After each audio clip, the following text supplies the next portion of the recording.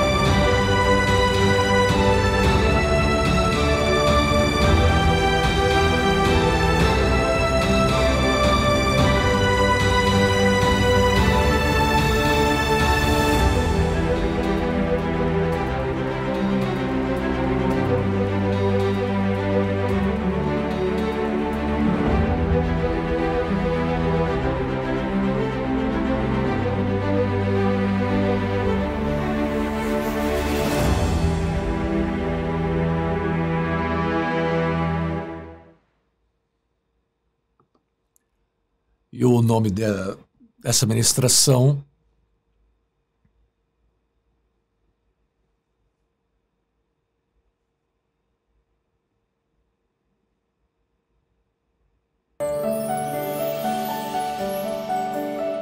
teu navio pode naufragar.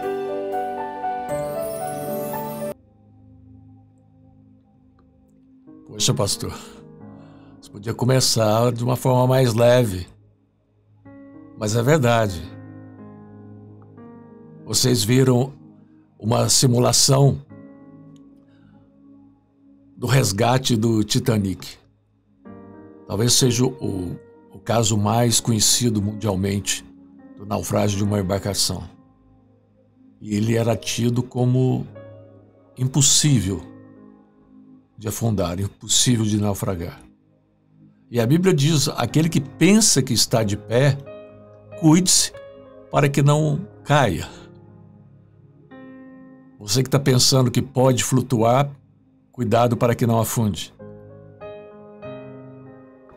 Vamos começar com os textos bíblicos. Mas antes disso, eu queria fazer uma pergunta para você. Por que os navios naufragam? Por que eles afundam? Há uma série de motivos. Nós podemos fazer uma grande lista. Você tem a sua lista. Por que um navio pode afundar? Mas eu separei 4 motivos, 4 causas, para que a gente possa meditar nesse vídeo. O primeiro, vento contrário. O apóstolo Paulo conta em Atos 27:14 que um vento muito forte abateu-se sobre o navio, um vento chamado Euroaquilão. Agora, para você ter uma ideia, esse vento tinha até nome. É para você entender que tem ventos contrários que vêm sobre a tua vida, que eles têm destinatário, eles têm endereço, eles têm nome, eles têm hora e eles têm força determinada para atacar a tua vida. Paulo naufragou 3 vezes. Porque você pode falar: mas eu sou crente, eu sou cristão, isso não pode acontecer comigo. Pode sim. Paulo aconteceu 3 vezes.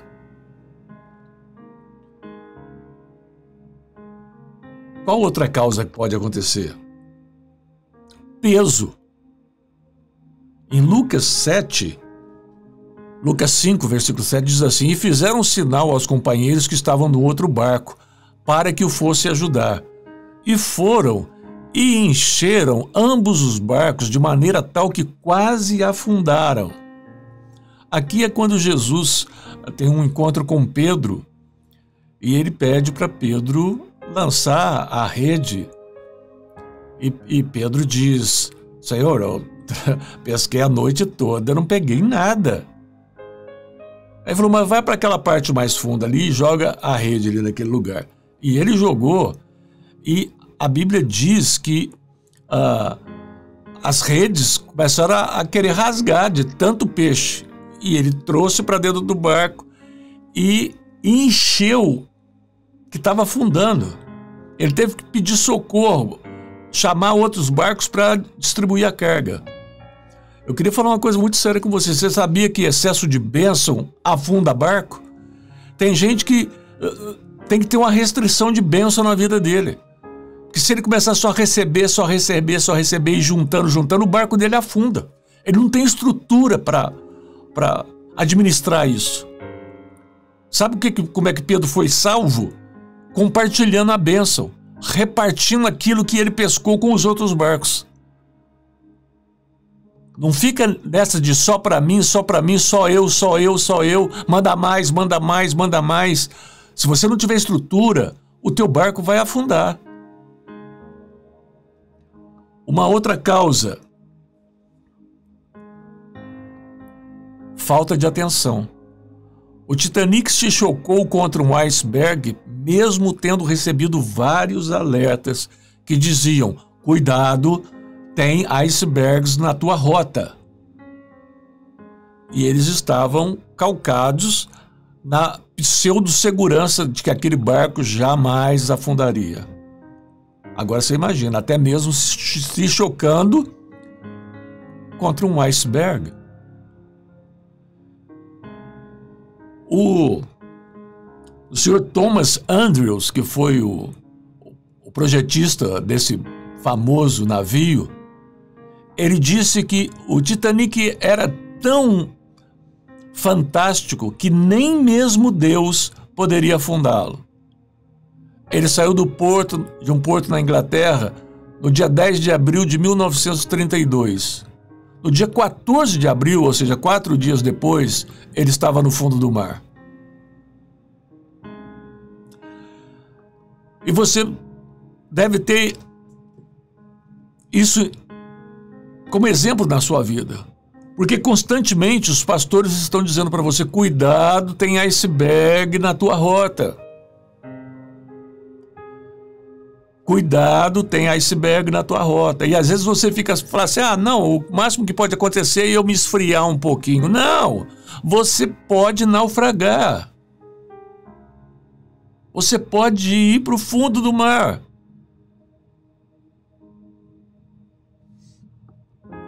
Vamos ver mais um motivo ou uma causa: fuga. Quando um servo de Deus se transforma em formador de tempestade. O que é isso? Bom, vamos ver a vida de Jonas, que você vai entender muito bem. Jonas capítulo 1, de 1 a 5, diz assim: o Senhor deu essa mensagem a Jonas, filho de Amitai: apronte-se e vá à grande cidade de Nínive. Anuncie o meu julgamento contra ela, pois vi como seu povo é perverso. Jonas se aprontou, mas foi na direção contrária, a fim de fugir do Senhor. Desceu ao porto de Jope, onde encontrou um navio que estava de partida para Tarsis. Comprou a passagem e embarcou para Tarsis, a fim de fugir do Senhor. O Senhor, porém, enviou sobre o mar um vento forte e caiu uma tempestade tão violenta que o navio estava prestes a se despedaçar. Com muito medo, os marinheiros clamavam aos seus deuses para que os socorressem e lançavam a carga ao mar para deixar o navio mais leve. Enquanto isso, Jonas dormia profundamente no porão. Então nós vemos o seguinte: Jonas tinha um direcionamento de Deus: vá para Nínive. Mas o texto diz que ele foi na direção contrária. Aí vem a questão: Jonas era um profeta? Jonas era um profeta, enquanto seguia a orientação do Senhor. Fugindo do Senhor, ele se tornou em um provocador de tempestade, em um afundador de barcos. Aí você imagina, aquele capitão daquele navio, ou proprietário daquele navio, que culpa que ele tinha? A única coisa que ele fez de errado foi vender um ticket, um bilhete para alguém que estava fugindo do Senhor. Então, meu querido, cuidado com quem que você traz para dentro do teu barco. Cuidado com quem você faz aliança. Cuidado com quem você faz parceria, com quem você faz sociedade. Porque se ele estiver fugindo do Senhor, provavelmente ele vai atrair uma tempestade para o teu barco. E o texto é muito interessante quando ele diz que os marinheiros começaram a invocar o seu Deus e começaram a jogar a carga que estava no convés do navio ao mar. Ou seja, eles foram tentar resolver o problema primeiro clamando aos seus deuses. Ou seja, quem era para ser um profeta de Deus, sendo um criador de tempestade, fez que aumentasse a idolatria, a exaltação e ao clamor a falsos deuses. E segunda coisa, os marinheiros, para resolver o problema, começaram a jogar as cargas que estavam no convés, ou seja, no topo. que estava à vista, mas o problema deles estava no porão. E isso acontece conosco também. Às vezes o nosso problema está no porão e nós queremos aonde está na vista, ou seja, na aparência, no exterior, mas o problema está no porão. Nós temos que ir lá no porão e tirar isso que está provocando essa tempestade na nossa vida, no nosso barco. Vamos voltar para o texto. Continuando. Jonas, capítulo 1, 6 a 8, depois do versículo 10, diz assim: então o capitão desceu para falar com ele. Como é que você pode dormir numa situação dessas? Disse: levante-se e ora a seu Deus. Quem sabe ele prestará atenção em nós e poupará a nossa vida. Por que essa terrível tempestade veio sobre nós? Perguntaram: quem é você? Qual é a sua profissão? De onde você vem? Qual é a sua nacionalidade? E Jonas respondeu: eu sou hebreu e adoro o Senhor, o Deus dos céus que fez o mar e a terra. Os marinheiros ficaram apavorados quando ouviram isso, pois Jonas já havia lhes contado que estava fugindo do Senhor. E eles disseram: por que você fez uma coisa dessas? Imagina você, o capitão chega para os marinheiros e diz assim: qual é o teu Deus? Ele diz: é Deus fulano de tal. Como é que você está com ele? Ah, não, eu estou bem, eu já fiz as minhas orações hoje, já corrigi algumas coisas que eu sabia que estava errado na minha vida. Aí chamava outro: e você, qual que é o teu Deus? Ah, meu Deus é tal. E você, como é que você está com ele? Ah, eu já fiz o meu jejum essa semana, já estou bem, já li alguma coisa a respeito dele. Aí chegava para outro marinheiro: e você, como é que está com o seu Deus? Ah, eu estou bem, já fiz a minha oração, já orei, já fui no meu culto essa semana, já cantei uns louvores para ele. Bom, então parece que está todo mundo bem. Ah, mas tem um que está dormindo lá no porão, então vamos lá perguntar para ele. Aí chega aí: como é? Quem é você? Quem que é seu Deus? Aí eu sou servo do Senhor, Deus Altíssimo, Criador do céu e da terra. Ah, tá. E como é que você está com ele? Ah, eu fugi dele. Eu estou fugindo dele. Fugindo dele no meu barco? É. Como é que você fez uma coisa dessas?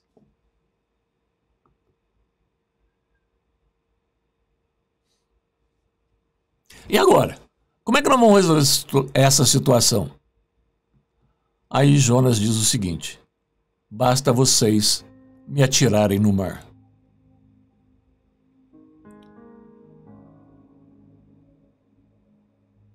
Você pode pensar um pouquinho comigo a respeito disso? Por que ele mesmo não pulou? Não. Se vocês quiserem resolver, vocês façam. Tem gente que faz exatamente assim conosco. Não, você quer resolver, então você faz assim, assim comigo. Você me trata assim, assim, assim, assado, que aí você vai resolver o seu problema. Não, você é o causador do problema, você resolva. Mas Jonas não quis resolver o problema. Ele falou: façam assim, assim, ainda dá instrução do que fazer, como fazer. Ele era o problema. Ele era a causa do problema. É tão interessante que a Bíblia diz que ele entrou no navio, o navio saiu e Deus mandou a tempestade. E se você continuar lendo, você vai ver que os marinheiros tentavam remar para voltar para o porto. Se eles estivessem em alto mar, não adiantava remar para voltar para o porto. Você vê que eles estavam próximos ao porto. Saiu do porto, veio a tempestade.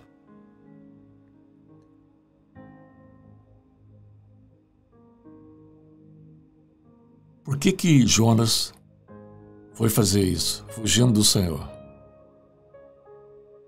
Provocou tempestade e quase afundou um barco que não tinha nada com a questão dele. O barco não estava fugindo, o barco estava seguindo a agenda de Deus. Ir para Tarsis. Quem estava fora da agenda de Deus era Jonas. Mas vamos seguir. Vamos ver 1 Reis 9, 27 e 28, fala o seguinte: Irão enviou uma frota com marinheiros experientes para servirem nas tripulações,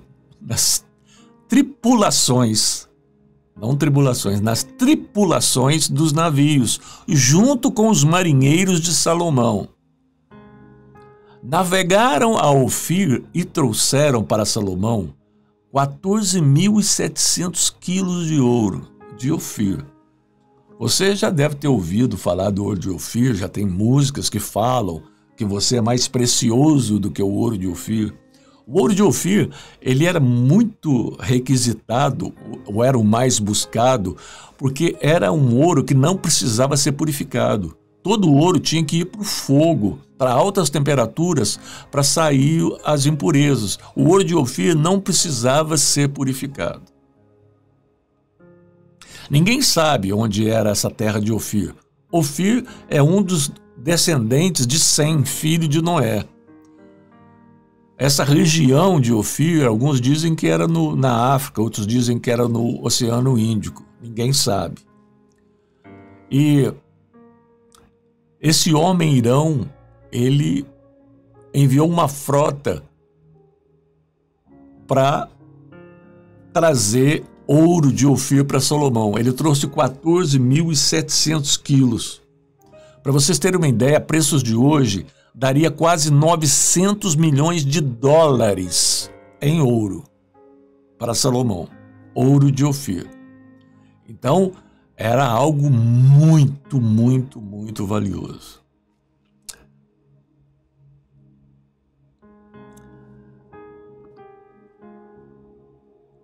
Primeira Reis 10, 11 e 12 diz assim: Além disso, os navios de Irão trouxeram ouro de Ofir e grandes carregamentos de madeira, de sândalo e pedras preciosas.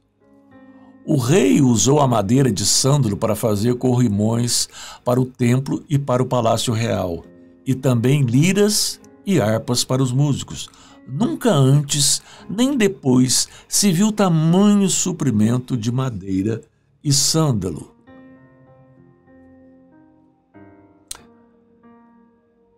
Só para servir de ilustração e de conhecimento, Davi, para a construção do templo que o filho dele, Salomão, ia construir, ele doou 145 toneladas de ouro de Ofir. Não sei se você sabe, mas o templo de Salomão, as paredes e o piso foram revestidos de ouro de Ofir. Para você ter uma ideia, essas 145 toneladas de ouro de Ofir que Davi doou para a construção do templo, a preços de hoje seria mais de 8 bilhões de dólares. Uma oferta de Davi. Fantástico. Seguindo. 1 Reis 10, 22 diz assim: O rei tinha uma frota de navios mercantes que navegavam com os navios de Irão, falando de Salomão. Uma vez a cada 3 anos, as embarcações voltavam trazendo ouro, prata, marfim, macacos e pavões. Então era uma região de muita prosperidade e que tudo de lá vinha era de altíssima qualidade. E era comum nos palácios dos reis eles terem babuínos, os macacos, e pavões. Ficavam nos jardins. Os pavões, então, eram suntuosos, eram maravilhosos, lindos. Quando eles abriam suas caudas, era uma coisa maravilhosa. Então, só os reis que tinham isso, e vinham de Ofir.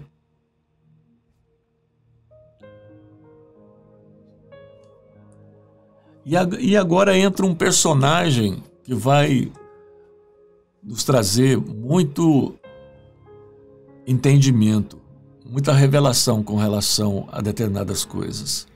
1 Reis 22, 48 e 51 diz assim: Josafá construiu uma frota de navios mercantes para buscar ouro em Ofir. Nós já vimos que Salomão fazia isso, que Irão fazia isso. Então Josafá era um rei, também quis fazer isso. Só que as embarcações, porém, nunca chegaram a navegar, pois naufragaram no porto de Ezion-Geber. Uau! Esse rei falou, também quero, vou buscar, porque eu tenho muito uso para esse ouro de Ofir. Ele construiu uma frota de navios. São muitos navios. Os navios dele afundaram no porto, sem sair. Não fala que teve tempestade, que teve um maremoto, um tsunami, nada. Afundou. É interessante que esse porto, Ezion-Geber, significa coluna vertebral. Ou seja, Deus veio e deu na coluna dele. Deu na coluna da intenção, do projeto de Josafá. Mas o que será? O que tem a ver uma coisa com a outra? Por que os navios de Josafá naufragaram? Nós já vimos aí que o ouro de Ofir era normal os reis irem buscar. Era normal os reis terem frotas de navios. Tem alguma coisa errada aqui. Vamos ver. Isaías 13:12 diz assim: farei que um homem seja mais precioso do que o ouro puro e mais raro do que o ouro fino de Ofir. Antes da gente ir na questão de Josafá, vamos ver que a própria Bíblia, ela faz uma relação de um homem puro, de um homem correto, ao ouro mais puro, que era o ouro de Ofir. Então, você pode imaginar a importância, a qualidade desse ouro, para a Bíblia dar uma conotação quase que espiritual para ele. Olha esse texto também, de Jó, capítulo 22, de 23 a 25, diz assim: se te voltares ao Todo-Poderoso, será edificado. Se afastares da iniquidade da tua tenda, e deitares o teu tesouro no pó, e o ouro de Ofir nas pedras dos ribeiros, então o Todo-Poderoso será o teu tesouro e a tua prata acumulada. Aqui o Senhor faz uma relação com o ajuntar riquezas, ao ter riquezas. Ele diz assim: se você fizer isso, se você espalhar o seu ouro de Ofir sobre as pedras do rio, então eu serei mais valioso. Seria um tesouro muito maior do que o ouro de Ofir. Mais precioso do que a tua prata, do que todos os teus tesouros acumulados.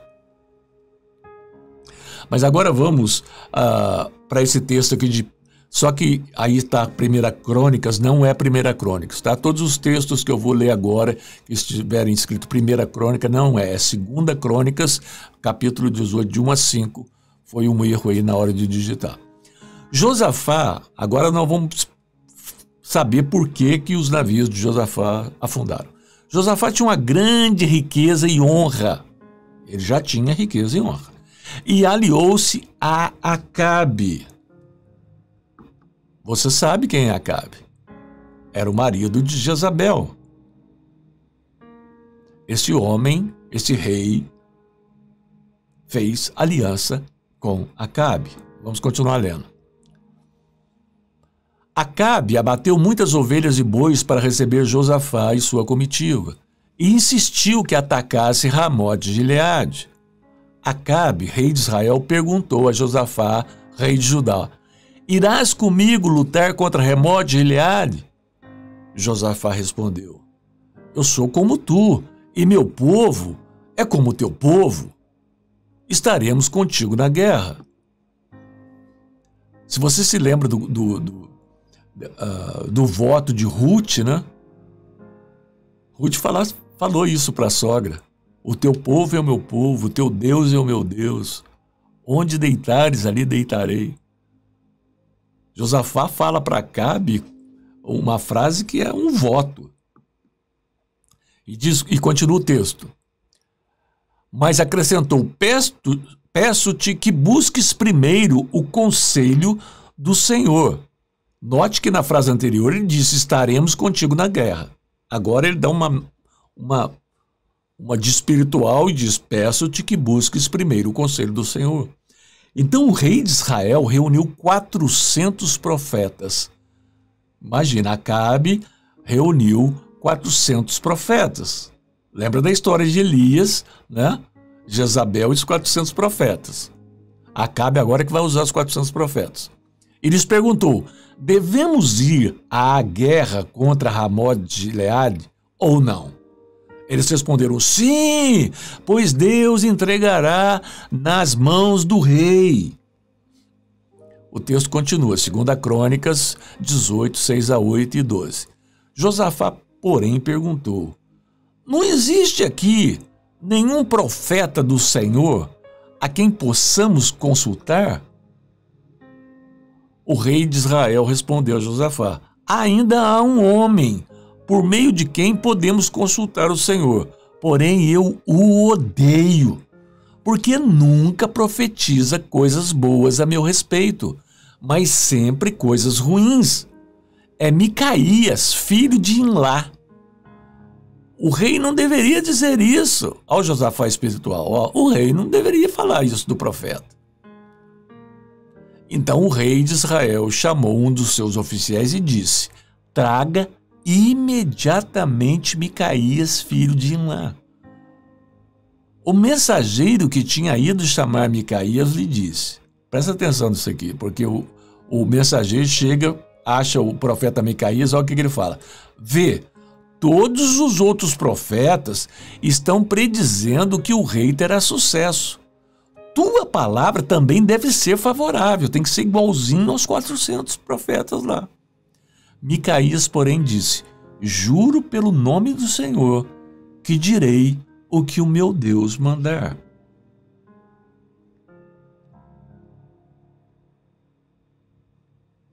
Quatrocentos profetas dizendo: vai que você vai ganhar a guerra. Vai que você vai ganhar a guerra.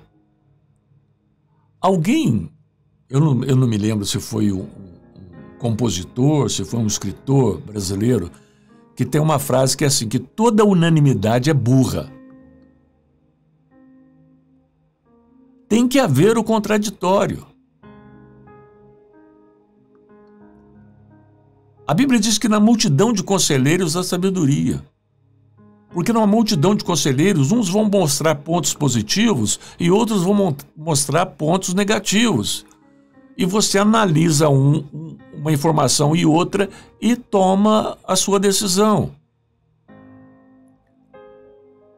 Josafá falou: mas 400 falando a mesma coisa? Não tem... Cadê o contraditório? Por isso que ele disse: mas não tem mais ninguém? Tem mais um aqui. Então chama. E quem foi buscar falou para mim: você tem que falar igualzinho os 400, porque aí fica unanimidade.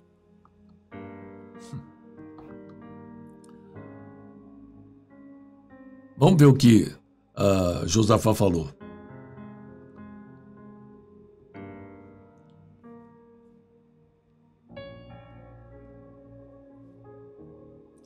Segunda Crônicas 18, 16, 21. Então Micaías respondeu: eu vi o Israel espalhado pelas colinas, como ovelhas sem pastor, e ouvi o Senhor dizer: estes não têm dono, cada um volte para sua casa em paz. O rei de Israel disse a Josafá: eu não lhe disse que ele nunca profetiza nada de bom a meu respeito, mas apenas coisas ruins? Micaías prosseguiu: ouçam a palavra do Senhor. Vi o Senhor assentado em seu trono, com todo o exército dos céus à sua direita e à sua esquerda. E o Senhor disse, presta atenção que Deus agora vai fazer uma pergunta: quem enganará Acabe, rei de Israel, para que ataque Ramó de Gileade e morra lá? Olha só, Deus queria que Acabe fosse e morresse lá nessa guerra em Ramó de Gileade. O texto diz que lá no céu, sentado no trono, cercado dos exércitos à sua direita e à sua esquerda, diz assim: e um sugeria uma coisa e outro sugeria outra. Deus fez uma pergunta: quem enganará Acabe? Então o texto diz: um dizia uma coisa, outro dizia outra. Finalmente, um espírito, não fala que era um anjo, que era um arcanjo, nem querubim, nem serafim. Um espírito colocou-se diante do Senhor e disse: eu o enganarei. Deus perguntou: de que maneira? Ele respondeu: irei e serei um espírito mentiroso na boca de todos os profetas do rei. Imagine, um espírito ia ser mentiroso na boca de 400 profetas. Um só espírito. Disse o Senhor: você vai conseguir. Você conseguirá enganá-lo. Vá e engane-o. Ei! Que texto é esse? Em que um espírito de mentira, um espírito mentiroso se apresenta de Deus e fala assim: faz assim. Eu vou na boca desses profetas aí e eles vão profetizar aquilo que Acabe quer ouvir. Eu conheço o Senhor Jesus há mais de 40 anos. Já vi tanta coisa relacionada à profecia, que tem duas coisas muito importantes com relação à profecia que eu ensino para aqueles que estão sobre a minha responsabilidade. Os dois maiores perigos da profecia são crer que todas as profecias são de Deus. Segundo perigo das profecias, não crer que Deus fala em profecias. Ué, pastor, mas agora eu fiquei numa encruzilhada. Por isso que a Bíblia diz que a profecia necessita ser julgada. O profeta precisa ser julgado. Não basta aparecer alguém e dizer assim: porque eu sou profeta. É mesmo? Uau! Isso não significa nada. Você pode profetizar e nós vamos julgar. Se fizer sentido, muito bem. Se não fizer sentido, vai para dentro do balaio. E ponto final. Você que está me ouvindo, você deve conhecer muitas histórias de profetadas aí pelas igrejas. Por isso. Porque dão ouvido a toda a profecia. Então, e tem igrejas também que se adoecem, porque não permite que Deus use palavras proféticas no meio desse povo. Então, o Senhor permitiu e esse espírito foi e enganou os profetas.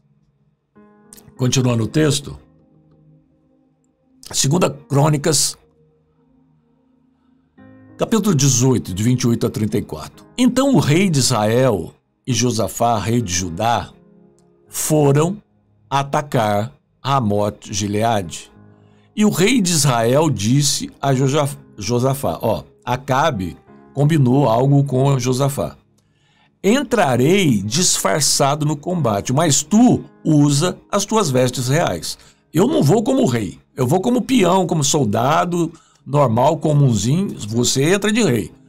Olha o que Acabe estava querendo. Que o Josafá fosse o alvo. Ah lá, o rei, mata ele, mata ele, mata ele. E Acabe ia se ver livre. Vamos ver o que aconteceu. Entrarei disfarçado no combate, mas tu usa as tuas vestes reais. O rei de Israel disfarçou-se e ambos foram para o combate. O rei da Síria, que era o inimigo, havia ordenado aos chefes dos carros de guerra: não lutem contra ninguém, não dá uma flechada, não dá uma espadada, uma lançada em ninguém. Nenhum soldado, nem oficial. Vai só no rei de Israel. Quando os chefes dos carros viram Josafá, pensaram: tá aí o rei de Israel. E o cercaram para atacá-lo. Mas Josafá clamou e o Senhor o ajudou. Deus não deixou que eles matassem, que eles atirassem em Josafá. Deus os afastou dele. Pois quando os comandantes dos carros viram que não era Acabe, mas era Josafá, deixaram de persegui-lo. Agora, mas presta atenção nisso aqui. De repente, um soldado disparou o seu arco ao acaso, disparou a esmo. Vamos dizer que ele apontou o arco, a flecha para cima e atirou. O texto diz que a flecha atingiu Acabe, rei de Israel, entre os encaixes da sua armadura, num vãozinho, numa gritinha, que só passava a ponta da flecha, e ali entrou. Então o rei disse ao condutor do seu carro: me tira do combate, que eu fui ferido. A batalha foi violenta durante todo o dia, e assim o rei de Israel teve que enfrentar os arameus em pé no seu carro. O cara não conseguiu tirar ele da guerra. E ele ficou ali ferido naquele carro até a tarde. Ao pôr do sol, Acabe morreu. Porque ele deu ouvido a 400 falsos profetas. E Josafá teve a vida preservada. Mas por causa dessa aliança com Acabe, ele perdeu toda a frota de navio, que não conseguiu nem sair do porto para ir até Ofir. Entenderam agora? Depois de um evento desse, era para Josafá aprender, não é não? Pô, já perdi uma frota de navio, fiz uma aliança lá com Acabe, aquilo foi uma furada. Por que eu fui fazer uma bobagem dessa? Vamos continuar lendo. 2 Crônicas 20, 35 e 37. Posteriormente, ou seja, depois de tudo isso, Josafá, rei de Judá, fez um tratado agora com Acasias, rei de Israel, que tinha uma vida ímpia. Ou seja, o cara era ruim. O cara era nocego. E era um tratado para a construção de navios mercantes. Vai ele de novo construir outra frota, agora na aliança com Acasias. Depois de serem construídos os navios em Ezion-Geber, Eliezer, filho de Dodava, de Maressa, profetizou contra Josafá, dizendo: por haver feito um tratado com Acasias, o Senhor destruirá o que você fez. Olha só. Assim, os navios naufragaram e não puderam ir a Tarsis. Ei! Esse Josafá era de entendimento curto. Ele já tinha perdido uma grande frota e não pôde ir a Ofir. Agora ele construiu uma outra frota em aliança agora com outro ímpio. O primeiro ímpio foi Acabe. E agora Acasias. A primeira frota ele perdeu antes de ir para Ofir. Agora a segunda frota ele perdeu antes de ir para Tarsis. Sabe por quê? Alianças definem destinos. Alianças definem destinos. Quem você traz para dentro da sua casa? quem você traz para dentro da sua empresa, quem você traz para dentro da tua igreja, quem você traz para dentro do teu ministério, vai definir teu destino. Por isso você tem que saber quem são. Qual que é a intenção do coração deles? Porque eu já falei muitas vezes, Deus não abençoa intenções, Deus só abençoa propósitos.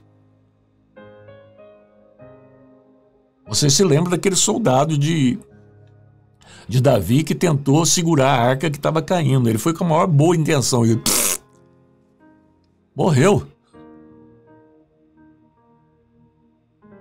Deus não abençoa intenções, Deus só abençoa propósitos. Cuidado com quem você faz aliança, parceria.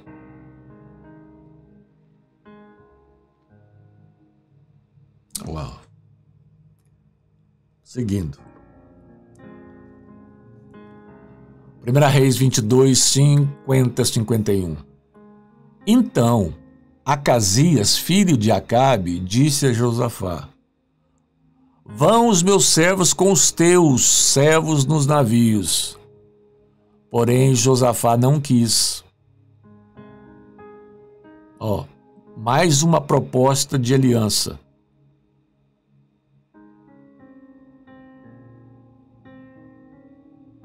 Já que você perdeu os teus navios, vamos juntar os nossos marinheiros, vão nos meus navios. Porém, Josafá não quis. Ou seja, a terceira proposta de aliança ele recusou. Josafá morreu e foi sepultado nos túmulos dos reis na cidade de Davi, e o seu filho Jeorão ficou no lugar dele como rei. Ele teve que ter duas experiências traumáticas de perda de grandes frotas de navios para aprender que aliança é uma coisa muito séria. Deus nunca fez aliança com o ímpio e proibiu que os seus filhos fizessem alianças com os ímpios. Havia uma ordem de Deus que não era para fazer aliança, nenhum tipo de concerto, de parceria, de ajuda, de aliança com os povos que viviam na terra prometida. Era para chegar lá e matar todo mundo. Eram 7 povos. Acontece que um desses povos ouviu que Deus estava abençoando muito o povo de Israel na conquista e se vestiram de saco, de roupa rasgada, pegaram pão velho, vinho azedo e foram até Josué e falaram assim: nós estamos vindo de uma terra muito longe e queríamos fazer uma aliança com vocês. E o texto diz que Josué não consultou o Senhor e fez uma aliança de proteção com esse povo, de não feri-los, de não matá-los. E isso ficou assim durante 400 anos. Até que a conta veio para ser paga durante o reinado de Davi. Se você quiser uma ministração completa a respeito desse assunto, você procura no YouTube ou no Facebook uma ministração nossa que diz antes que o sol se ponha ou antes do pôr do sol. É uma ministração maravilhosa, muita revelação que Deus nos deu. Está aí nessa ministração e você vai entender isso. Então Deus nunca fez aliança com o ímpio e nunca permitiu que o seu povo fizesse aliança com o ímpio. E Deus diz, inclusive, a Bíblia inclusive diz isso no Novo Testamento, né, através de Paulo, que não é para se fazer uma aliança entre o homem e uma mulher, que é o julgo desigual. Não faça. Evite problemas.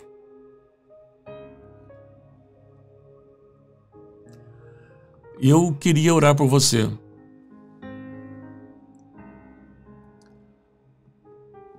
Eu não sei se você está dentro de um problema assim, se você está dentro de uma aliança, dentro de uma parceria, de uma combinação aí de intenções com alguém, uma sociedade, e você está percebendo que há uma tempestade sobre você. ou se foi você que provocou essa tempestade fugindo do Senhor e agora há um barco afundando. E às vezes o barco nem é seu e você está provocando o naufrágio dele. Ou se o seu barco está muito pesado com tudo aquilo que você tem ganho, tem recebido. Ou se o teu barco está afundando porque você não atentou aos avisos que haviam icebergs no teu caminho. Haviam obstáculos. Você foi avisado e não tomou atitude. Ou quem sabe há um vento contrário.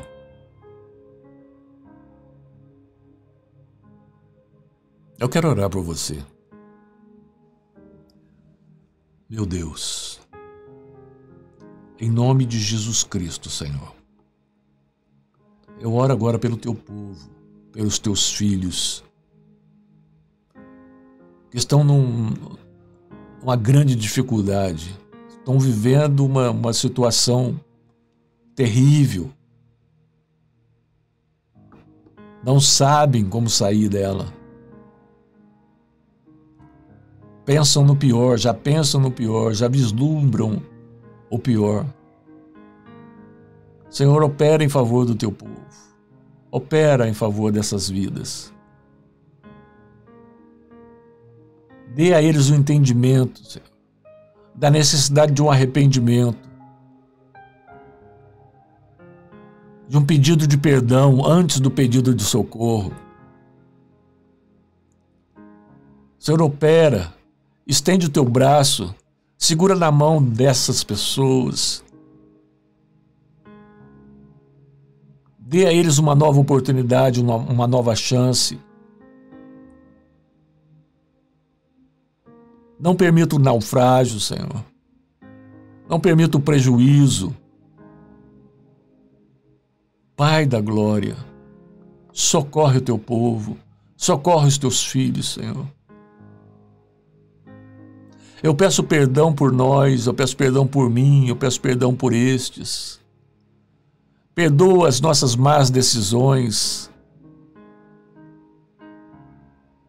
a nossa precipitação, a nossa ansiedade, que nos fez tomar decisões erradas, algumas delas contrárias à tua agenda, contrárias ao teu propósito. Nos perdoa quando fugimos do Senhor, quando fugimos das tuas direções, dos teus direcionamentos, meu Deus. Me perdoa quando era para me dizer sim e eu disse não, e me perdoa quando era para dizer não e eu disse sim. Senhor, nos perdoa quando éramos para te perguntar qual era a tua vontade e não fizemos isso. Nos perdoa, Senhor, quando consultamos falsos profetas. Nos perdoa quando nos alegramos, quando recebemos somente profecias que são boas para nós. Nos perdoa quando odiamos os profetas que disseram coisas negativas, contrárias àquilo que nós queríamos ouvir. Nos perdoe, Senhor. Que venha sobre nós a tua bonança, que os ventos se acalmem, que o mar se tranquilize e que os navios voltem aos portos seguros. É o que nós te pedimos, orando em nome de Jesus, Senhor. Amém. Amém, queridos. Que você tenha aprendido algo que possa te ajudar nessa sua caminhada. Se você vive na região de Dallas, eu queria te convidar que você estivesse conosco às quartas-feiras, às 8 da noite. Nós temos uma reunião de oração que nós chamamos de harpa e taça, que nós fazemos uma mistura de oração e louvor. A taça é oração. Se você ler em Apocalipse, lá capítulo 5, versículo 8, você vai entender que diante do Cordeiro no trono, os anciãos tiravam as suas coroas, colocavam no chão e apresentavam harpas que eram cheias das orações dos santos e taça que eram os louvores. Então venha orar conosco, E se você não sabe orar ou não quer orar, venha receber oração, nós oramos por você. Tá bem? Te vejo então. Eu queria orar por você, impetrar sobre você duas bênçãos que estão no Novo e no Velho Testamento. Se você puder colocar a mão no seu coração, bem, se não, receba a si mesmo. Tá bem? O favor imerecido do Senhor Jesus Cristo e o infinito amor de Deus, o teu Pai, e o relacionamento com o Espírito Santo sejam com todos vocês. O Senhor te abençoe, te proteja. O Senhor te olhe nos olhos com a sua face brilhando e tenha misericórdia de ti. O Senhor te olhe sempre com amor de Pai e te faça viver em paz. Glória a Deus. Muito obrigado de estar comigo nesse tempo, nesse período aí, de 40 e poucos minutos, 50 minutos. Que Deus te abençoe. Por favor, se inscreva no nosso canal do YouTube, nos siga também no Facebook, dê o seu like, compartilhe. É muito importante para que a palavra do Senhor continue indo cada vez mais longe. Um grande beijo, fique na paz do Senhor. Até uma próxima vez.